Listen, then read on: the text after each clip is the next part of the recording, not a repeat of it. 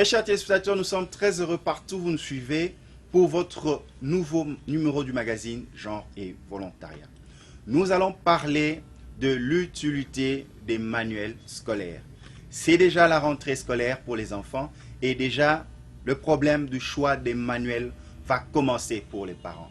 Et là, nous venons à la source, nous venons dans une librairie pour nous expliquer comment choisir un bon manuel scolaire. Comment choisir l'utilité d'un manuel scolaire qui pourra faire progresser l'apprentissage de votre enfant. Et qui de mieux pour répondre et quel emplacement mieux choisi pour parler de ce sujet sur l'importance d'un manuel scolaire. Très chers utilisateurs, nous sommes reçus à la librairie SIM, Livre pour le Grand Lac. Et nous sommes heureux de recevoir pour vous le professeur des universités, Sim Kilosho Kabale, chef d'antenne de la librairie SIM, Livre pour le Grand Lac, se trouvant sur le boulevard du 30 juin, non loin de l'école de l'auto-école Cogito et non loin aussi de l'immeuble Chongo ou de l'immeuble Régie des Eaux. Et là, je vais saluer le participant de mon magazine, le professeur Sim Kilosho Kabale. Bonjour professeur. Bonjour. Comment vous sentez? Je vais bien. Et là, nous allons parler d'un sujet qui est l'importance du manuel scolaire. C'est quoi un manuel scolaire? Un manuel scolaire, bon, c'est d'abord un livre comme tous les autres livres parce qu'il a du papier, il a une couverture, mais un livre spécial. Un livre spécial parce qu'il est destiné à l'élève. Ce n'est pas comme un livre pareil. Celui-ci, c'est un livre destiné à monsieur tout le monde. Ah, donc un manuel scolaire, c'est un livre destiné à un élève. Destiné à un élève et pour un but bien spécifique, la formation. Alors, quelle est la différence? Bon, je sais pas. Celui-ci, ça ce n'est pas un livre ordinaire, ça c'est un manuel scolaire. Manuel scolaire parce que c'est un livre d'abord destiné non seulement à l'élève, mais aussi à l'enseignant et à tout pédagogue qui veut l'utiliser dans les buts éducatifs. C'est ça le manuel scolaire. Donc un livre destiné à la formation, à la pédagogie et d'abord à l'agent principal de la formation qui est l'enfant. Qui est l'élève, l'élève de la maternelle, de l'école primaire, du secondaire. C'est d'abord lui, le destinataire de ces livres. Et puis le maître, parce que c'est l'enseignant qui va l'utiliser. Et même le parent. C'est un livre qui peut être utilisé dans les cadres scolaires, à la maison, en famille, à l'école et partout où l'élève veut lire ou bien revoir ses notes. Vous avez parlé de l'enseignant. Maintenant, une question me vient à l'esprit. Comment le manuel scolaire peut-elle être utilisé par l'enseignant? Le manuel scolaire, des bons manuels scolaires sont conçus toujours en deux exemplaires. Deux exemplaires. Oui, ouais, ça, je prends l'exemple de Inside Out. Inside Out, c'est un livre d'anglais au secondaire. Alors, vous avez Inside Out de l'enseignant, mais aussi de l'élève. Alors, et là, vous allez voir, il y a aussi le CD-ROM, le CD pour l'enseignant, pour l'élève. Alors, l'avantage d'avoir ces deux livres, dans les livres de l'élève et de l'enseignant. De l'enseignant, dans les livres de l'élève, c'est complet parce qu'il y a des notes, il y a des résumés, il y a des explications, des définitions, des graphiques et des illustrations. Mais dans les guides de l'enseignant, il y a seulement la démarche à suivre pour l'enseignement. Donc les exercices. Là, vous voulez dire dans le livre de l'enseignant, le manuel de l'enseignant, on explique comment enseigner. Comment enseigner, mais aussi comment évaluer, comment expliciter les notions, comment évaluer toutes ces notions-là et comment l'aider, comment préparer l'élève même à la leçon prochaine. C'est ça l'avantage de... Donc, on peut dire qui le veut peut être enseignant grâce à ces manuels. Bon, un bon ou bien enseignant. Il faut être formé pour utiliser ces livres. Mais normalement, il faut être formé. Il faut être formé. Mais les enseignants professionnels, même quand ils ne sont pas formés nécessairement pour utiliser tel ou tel livre, ils peuvent facilement s'adapter parce qu'ils ont la pédagogie en tête, ils ont la formation, comment devenir enseignant, ils ont appris tout ça. Alors, c'est question seulement de se conformer aux méthodes qui sont disponibles. Et de là, comment savoir que le manuel scolaire va aider l'enfant à maîtriser son cours, par exemple? Un bon manuel scolaire est conçu d'abord d'une façon pratique. C'est-à-dire, d'abord, il y a un sommaire, il y a une sorte de... Le préface explique comment on va utiliser les manuels, une table des matières, pas seulement une table des matières, mais aussi des dispositions. Je prends les cas de ces livres-là qu'on appelle apporter des mots. Il y a les apporter des mots de la première jusqu'en sixième année. Alors, là, on vous montre une série de grammaires, conjugaison, orthographe, vocabulaire, expression écrite, expression orale, donc la lecture. Alors, tout ça, c'est bien disposé. On sait bien que de telle page à telle page, on aura d'abord les exercices de grammaire. Mais dans les livres de l'élève, on explique bien de définitions, de règles, les modes d'emploi, et on finit par les exercices. Et ce qu'on appelle maintenant les compétences. C'est que quelles sont les compétences visées par telle unité d'enseignement. Alors, dans ces livres-là, vous trouvez tout ça bien précisé. Et l'enseignant, maintenant, à la fin, il va évaluer. Est-ce que, à l'issue de mon cours, est-ce que mon élève a eu telle compétence en grammaire, par exemple, en vocabulaire, dans la lecture, sur le plan orthographique, est-ce qu'il est maintenant capable d'orthographier? Alors, tout ça, c'est bien conçu dans chaque unité pédagogique. Alors, c'est ça l'avantage d'un manuel scolaire. C'est différent d'un livre de grammaire.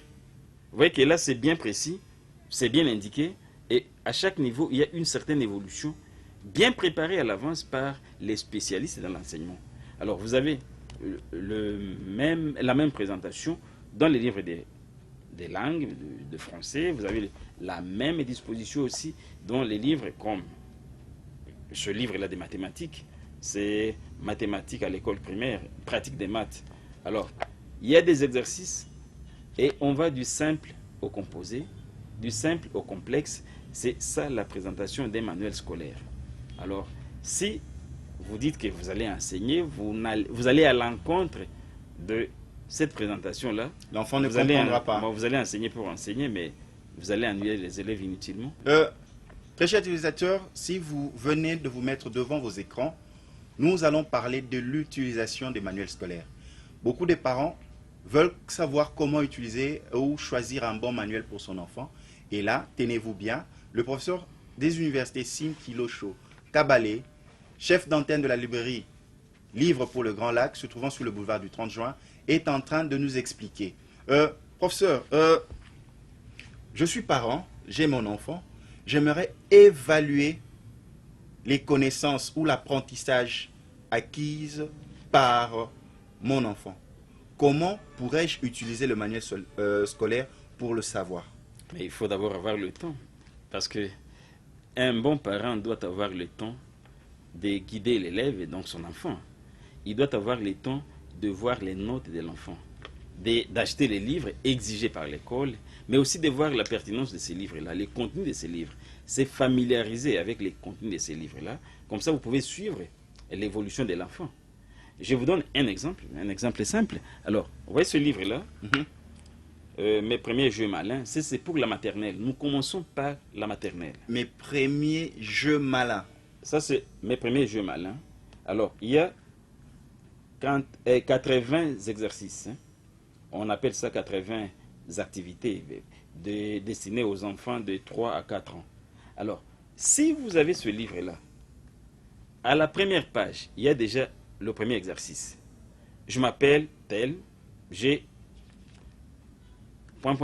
en. L'enfant va écrire son nom. C'est une activité. Et là, c'est une compétence. Ce n'est pas un objectif visé, non. C'est une compétence. C'est que l'élève est déjà capable d'écrire son nom. Il écrit et l'enseignant a vu la compétence de l'élève approuvée. Alors, vous passez à la deuxième activité, à la troisième, à la quatrième, et jusqu'au moment où vous allez compter 80 exercices prévus dans ces livres-là. Alors, ces exercices, parmi ces exercices, vous avez les exercices d'observation, des nombres, des logiques et des découvertes. Alors, Mon élève, mon enfant a fait ça. Il a le feutre qui est là, qui est attaché au livre. Alors, je vais voir. C'est facile à découvrir. Je dis, ok, première activité, qu'est-ce que vous avez fait? Non, vous avez mal écrit les noms. Deuxième, troisième, cinquantième, jusqu'à la fin.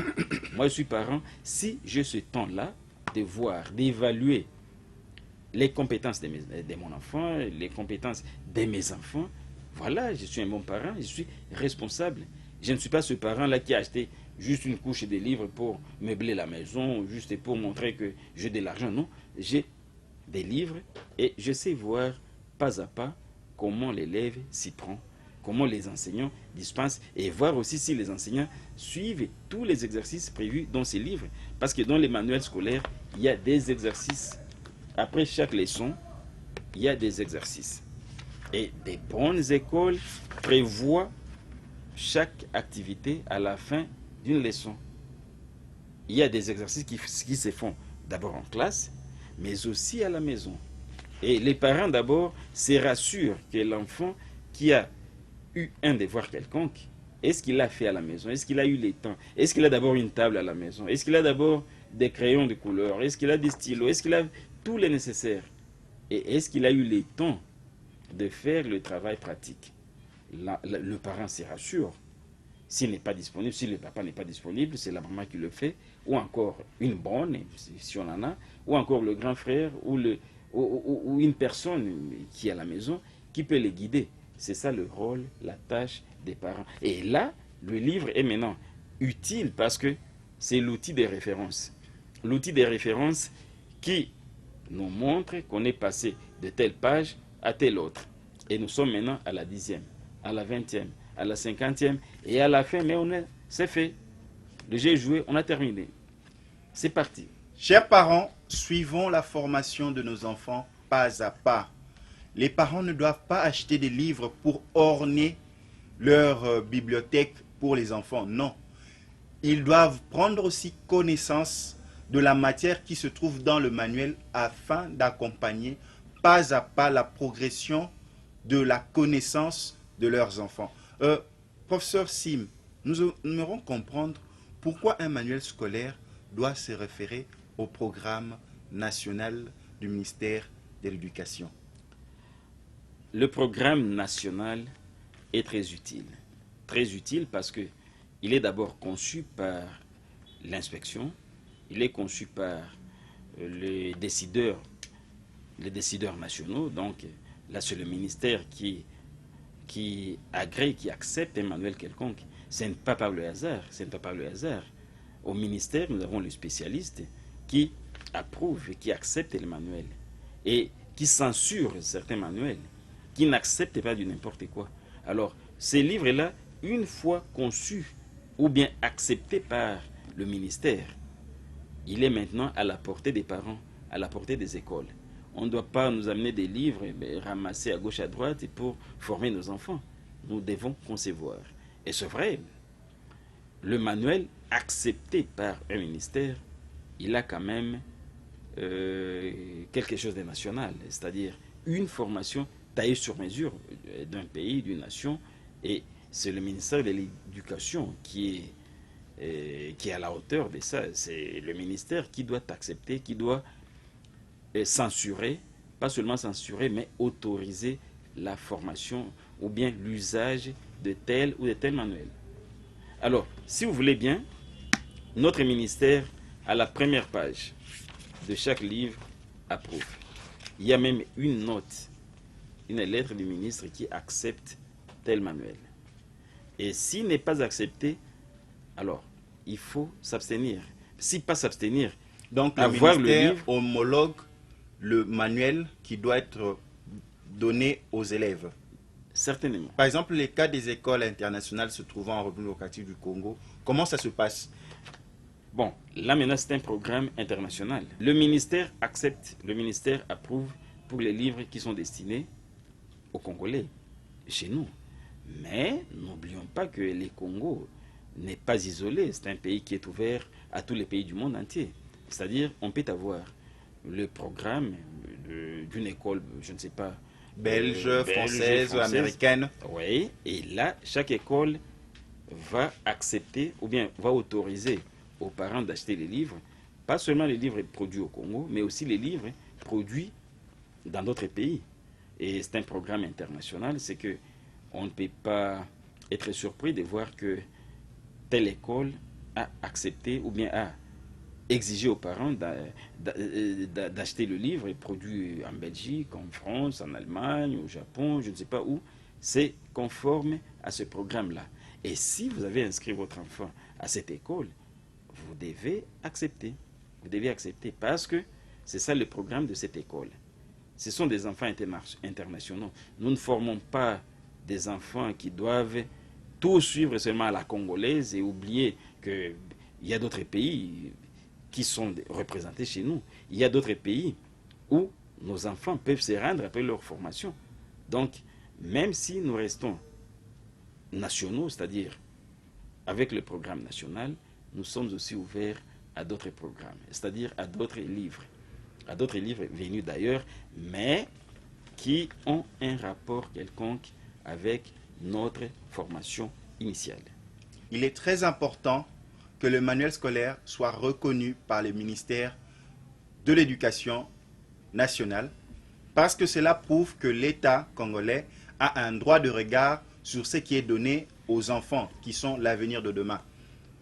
Professeur Sim, quelle est l'importance de retrouver toujours dans un manuel la partie théorique suivie par une partie pratique? Beaucoup de gens disent faites plus d'exercices, mais sans tenir compte de la théorie pour les enfants.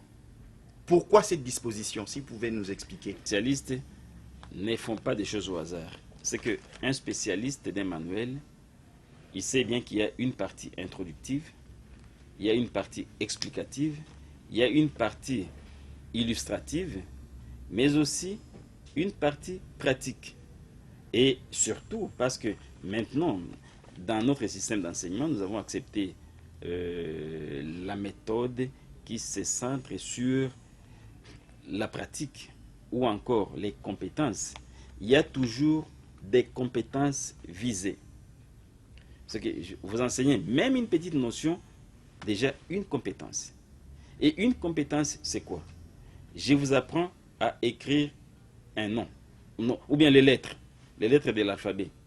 J'apprends à mes élèves comment écrire les lettres d'alphabet. À la fin, comme objectif, ils vont écrire, ils peuvent reprendre une lettre, ils peuvent tracer une lettre. Ça, c'est un objectif visé. Mais une compétence, c'est maintenant, à la fin de cette leçon-là, nous voulons voir l'élève qui écrit son nom. Il est compétent, il est capable d'écrire son nom. Il est capable d'écrire les noms de son père. C'est une compétence. Il est capable d'écrire la maison, les noms de l'école. Ça, c'est une compétence. L'objectif visé dans cette leçon-là, c'était arriver à écrire. À écrire quoi? Ça devient une compétence. Alors, une compétence, c'est aussi peut-être tracer les lettres. Une compétence, c'est peut-être répertorier. On a dispersé les lettres sur la table et l'élève est capable de trouver telle lettre et de coller ça. Il est compétent, si je vais le dire d'une façon simple, il devient compétent, il retrouve, il trace, il fait une certaine activité. C'est ça la compétence que nous visons maintenant dans l'enseignement et à tous les niveaux et dans toutes les matières. Donc nous voulons produire des élèves capables, des élèves compétents. Nous sommes déjà à la moitié de notre entretien. Oui. Vous avez parlé de la reconnaissance du manuel par le ministère de l'Éducation, mais parlons aussi de la périodicité. Quelle est l'importance de la périodicité que l'on retrouve dans le cycle de formation dans un manuel? Le nombre de mois, ou bien de semestres, ou bien de périodes qu'on va passer à l'école. Alors, dans un manuel, c'est bien précis. Il y a des unités de leçons. Alors, il y a la première unité, va parler de ceci, de telle notion. J'avais un livre ici. Je prends ce livre-là, apporter des mots. Alors, apporter des mots, si vous voyez bien, la première notion, c'est la phrase. La phrase, ça nous prend peut-être 2-3 semaines. Après, on va commencer avec la ponctuation. Après, on aura les adjectifs. Et on va commencer l'orthographe seulement, peut-être, lorsque on débutera le deuxième semestre. Et c'est bien fait. Et si vous comptez le nombre de pages, vous allez voir qu'une partie de ces livres sera déjà dispensée pendant le premier semestre. Au deuxième semestre, on va attaquer la deuxième partie.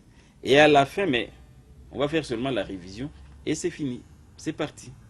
Alors, si on n'a pas bien catégorisé ça, si on n'a pas suivi, s'il y a eu mouvement de grève, ou bien on a boycotté, ou bien l'enseignant était malade, ou bien les étudiants étaient faibles, les élèves n'étaient pas à la hauteur, là, on ne saura pas ouvrir tous les programmes. Donc même sur le plan psychologique pour l'enfant, cette manière de périodicité sert aussi. Elle est très importante parce que nous tous, nous programmons. Et dans l'enseignement, on programme aussi. On sait bien que quand on commence avec une notion, il y aura une deuxième, une troisième, une quatrième. Et à la fin, peut-être, si on a prévu seulement 10, mais on va terminer et on sera fier d'avoir accompli la tâche qu'on a prévue depuis le début de l'année. La périodisation aussi nous aide parce qu'on va évaluer. Lors d'une interrogation, on aura déjà peut-être fait telle partie. Lors d'un examen, du premier examen, du deuxième, et à la fin, pour l'examen de la fin de l'année, on va revoir toute la matière. Et là, on peut dire, ok, Dieu merci, on a terminé le programme. C'est-à-dire, on a terminé ce livre-là, on prend un autre. Après celui-là, ok, on passe au troisième. Et l'enfant, vous voyez qu'avec le temps, il se forme et l'enfant est ouvert et on le forme aussi conformément à un programme bien établi à l'avance. Professeur, ensemble avec les téléspectateurs, Oui. par rapport à tout ce que vous avez développé sur l'importance du manuel scolaire, quels sont les critères ou les conditionnalités qu'un manuel scolaire doit remplir? Les conditions, moi je dirais d'abord que tous les manuels conçus par les spécialistes devraient d'abord être bons. Bons parce que on les a écrits, on les a édités et surtout, on les a acceptés. On les a acceptés. Donc, supposons que d'une façon idéale, tous les manuels acceptés par le ministère sont d'abord bons. Mais maintenant, une école, parce qu'en pédagogie, nous savons bien qu'il n'y a pas de bonnes méthodes. Il n'y a pas de bonnes méthodes, il n'y a pas de bons livres non plus, parce que tout dépendra de l'utilisateur. Nous pouvons avoir le même livre, le livre parfait qui puisse exister au monde, mais ça dépendra maintenant des méthodes. Comment est-ce que nous utilisons les méthodes qui sont là, ou bien les ouvrages qui sont là, et ça dépend d'un enseignant. Mais n'oublions pas qu'il y a des livres qui sont bien conçus, il y a des mauvais livres, c'est-à-dire des livres qui n'arrivent pas à couvrir des notions prévues. Alors, si je prends un exemple simple, je prends là, j'ai les dictionnaires. Ça, c'est un dictionnaire scolaire. Bon, c'est différent d'un autre dictionnaire ordinaire. Le dictionnaire scolaire, je commence d'abord avec le dictionnaire scolaire. Vous voyez, ça, c'est le dictionnaire majeur. C'est un dictionnaire qui a d'abord la partie dictionnaire, des illustrations, pas seulement des illustrations, mais vous voyez, d'autres notions qui accompagnent le dictionnaire. Vous avez la fiche qu'on appelle fiche aide-mémoire.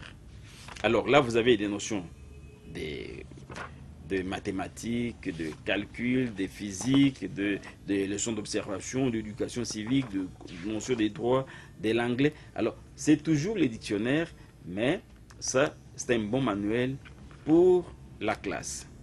C'est pareil avec cette série-là des dictionnaires junior. Même chose. Vous allez voir que les illustrations, beaucoup d'illustrations, beaucoup de planches, pédagogique. Et là, c'est un bon manuel scolaire. Mais je vous montre un autre exemple d'un dictionnaire qui n'est pas scolaire. Celui-ci. Vous voyez, ce dictionnaire-là n'est pas scolaire. Vous allez voir tout de suite que c'est seulement pour l'usage ordinaire. Oui. Là, c'est un dictionnaire pour usage ordinaire. Ça c'est encyclopédique. C'est un dictionnaire qu'on peut avoir au bureau de l'école ou bien dans la bibliothèque. Les élèves peuvent consulter.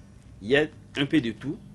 Mais là, c'est déjà travaillé et taillé sur mesure des élèves de 9 à 12 ans pour celui-là. Celui-ci, c'est de 7 à 11 ans. Pardon. 7 à 11 ans. Et vous avez d'autres livres comme ce dictionnaire-là, anglais-français. Donc, travaillé, conçu pour l'usage de la classe. Alors, qu'est-ce qui différencie ces livres, ces dictionnaires, ou encore ces livres, le livre pareil, et le livre ordinaire? Là, c'est tristement présenté, si je peux le dire. Donc, ce noir sur blanc, on sait bien que ce sont les professionnels qui vont le lire. Ce sont les professionnels. Il n'y a pas d'illustration, pas de dessin, pas besoin d'illustration, pas de couleur. On indique seulement les chapitres et on sait bien qu'on va se débrouiller. Bon, les lecteurs sont des grands garçons, ils ont des cartes d'identité, ils ont des passeports, ils peuvent lire et sans problème. Mais ce n'est pas le cas pour les livres destinés aux élèves. Dans un manuel scolaire. Un manuel scolaire, ça c'est un manuel scolaire. Vous voyez, il y a d'illustration, il y a des dessins, il y a des définitions, et si vous voulez même des comédies. Vous voyez là, Monsieur Croc, allez, Croc c'est un crocodile, et on voit la photo d'un crocodile. Là, c'est bien illustré, destiné aux élèves, destiné à la classe. Alors, un autre exemple, c'est qu'avec des livres pareils, vous voyez que vraiment, on les conçoit de telle sorte que les contenus sont simples, bien expliqués. Ces contenus-là ne vont pas ennuyer l'élève. Ce que l'enfant peut lire, il ne dormira pas, même s'il dort, c'est qu'il a peut-être joué au foot ou bien parce qu'il est fatigué. Mais ce n'est pas le livre qui fatigue les élèves. Les manuels scolaires sont des livres qui ont des fiches, qui ont des exercices, qui ont des explications, même des parties d'observation. C'est qu'on observe, on voit, on dessine, on passe à une activité, tout est prévu et puis ça suit la même méthodologie du début à la fin. Ce que vous trouvez au premier chapitre, vous allez trouver la même démarche au deuxième, au troisième, au quatrième et jusqu'à la fin.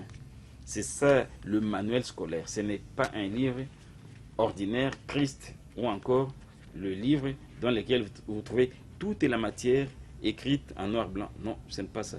Comment choisir un bon manuel scolaire?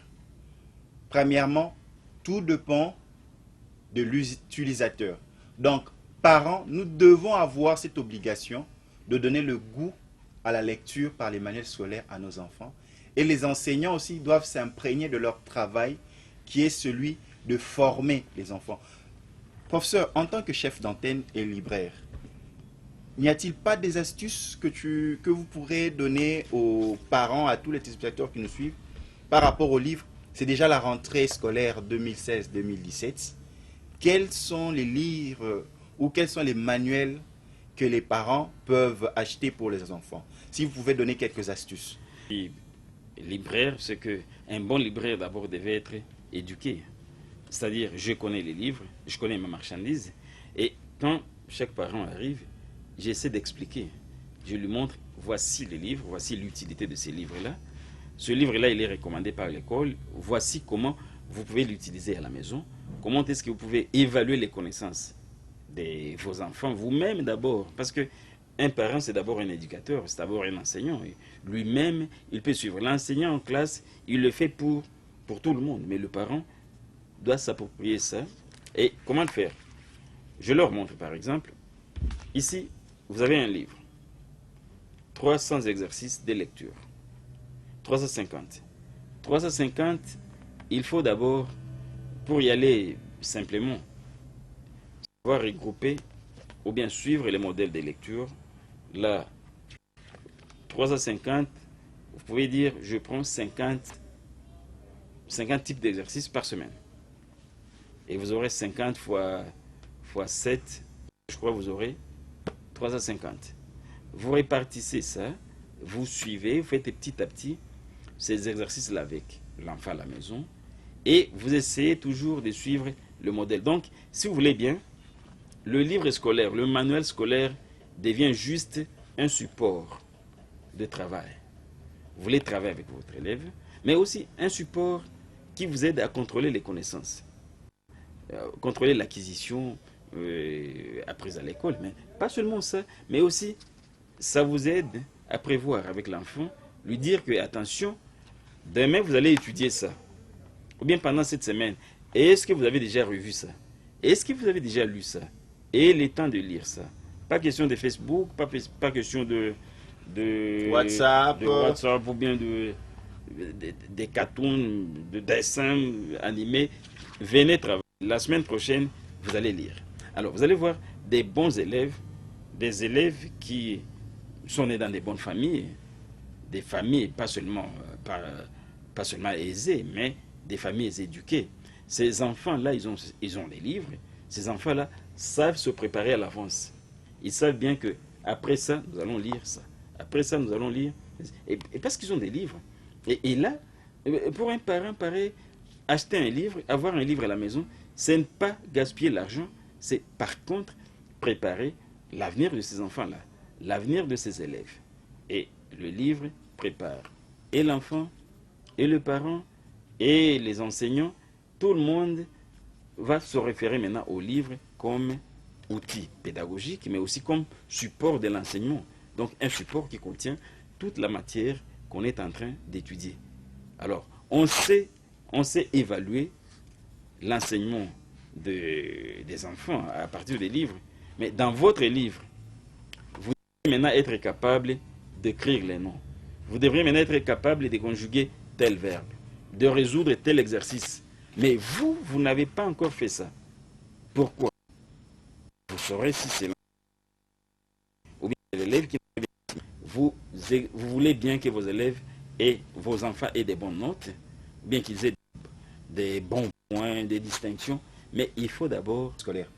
Bon, les manuels scolaires ne sont pas chers. À partir des livres, vous les saurez et vous avez en tout cas toutes les raisons possibles de changer les écoles de vos enfants. Professeur Sim, est-ce que les manuels scolaires sont chers? Chez vous, à combien peuvent revenir les manuels scolaires? Les manuels scolaires ne sont pas chers parce que ce sont les livres qui sont produits localement. Je prends ce manuel-là. Vous l'avez à 4 000, 5 000, pas cher. Vous avez les livres. Ce manuel, donc c'est mathématiques, pratique des mathématiques à l'école primaire. Oui. Là, donc là, c'est 4 000, 5 000 francs. Oui. Oui. Et puis, il ne faut pas craindre. Même donc, pour avoir des bons manuels pour ses enfants, vous avez le dictionnaire latin, par exemple. Dictionnaire latin. Ça, c'est 18 500. 18 500. Tout un dictionnaire, et puis bien conçu, bien travaillé. Vous avez d'autres livres comme celui-ci. Apprenons la langue française, deuxième secondaire. Là, c'est 7000. Oui, oui. Alors, vous avez deux livres pareils. Vous avez pas seulement ça, même le livre algèbre, 7000. Alors, si vous voulez bien. Voilà. Très chers téléspectateurs, ce sont différents livres. Ça ne coûte pas cher. 8 000 francs, 5 000 francs, 10 000 francs, 4 000 francs, 3 000 francs pour des livres. Professeur Sim, c'est déjà la fin. Nous tendons à la fin de notre entretien de ce jour. Un tout dernier mot pour nos parents et souhaitez-leur aussi des bonnes rentrées pour leurs enfants. Livre pour les Grands Lacs. Nous sommes à deux endroits. Le premier endroit, c'est d'abord, parce que nous sommes là au boulevard du 30 juin, à quelques mètres de la direction générale de la Régie des eaux, en allant vers la gare centrale. Mais aussi au rond-point, ou bien la bifurcation, commerce et Kassai. Là, c'est toujours l'antenne de la librairie Livre pour le Grand Lac. Alors, venir chez nous, c'est-à-dire, c'est venir acheter les livres à un bon prix. Au prix vraiment congolais, au prix tiers-mondiste. Nous avons des livres de 2000, 3000, 4000 francs. Ça dépend de la provenance de ces livres-là, parce que nous avons des livres qui sont édités non seulement au Congo, il y a aussi des livres importés. Alors, tous ces livres, vous les trouvez là-bas. Venez d'abord voir les livres, demandez, nous sommes là à la disposition des parents. Nous leur expliquons l'usage, l'importance de tel livre, et puis le substitution. Au lieu de ces livres-là, vous pouvez prendre celui-ci. Au lieu de celui-ci, ou bien celui-ci, ce serait bien de l'accompagner avec celui-là. C'est ça la tâche, le travail d'un libraire. Et que nous faisons, que nous assumons très bien, connaissant bien les contenus de tous ces livres que vous trouvez ici. Nous savons bien orienter les parents à partir de livres de l'école maternelle, du primaire, du secondaire, de l'université. Nous avons, en tout cas, je vais dire, des notions bien approfondies en connaissance, en rapport avec la connaissance des contenus de tous ces manuels scolaires. Ce sont les livres que nous devons amener aux parents, aux élèves, aux enseignants, aux écoles. C'est ça notre tâche, c'est ça la tâche de la librairie Livres pour les Grands Lacs. Très chers téléspectateurs, nous avons été reçus à la librairie SIM Livres pour le Grand Lac avec le chef d'antenne, le professeur des universités Sim Kilosho Kabale. Nous avons suivi dans les médias l'appel vibrant de son Excellence, Monsieur le gouverneur de la ville, province de Kinshasa, André Kimbuta Yango, qui a sensibilisé les parents à envoyer leurs enfants à l'école. C'est déjà la rentrée des écoles. Nous, le magazine Genre et Volontariat, nous soutenons l'éducation des enfants. Ne pas former les enfants, ne pas envoyer les enfants à l'école constitue une violation des droits de l'homme. Quant à moi, je vous dis merci et à la prochaine. Ciao. On s'élève.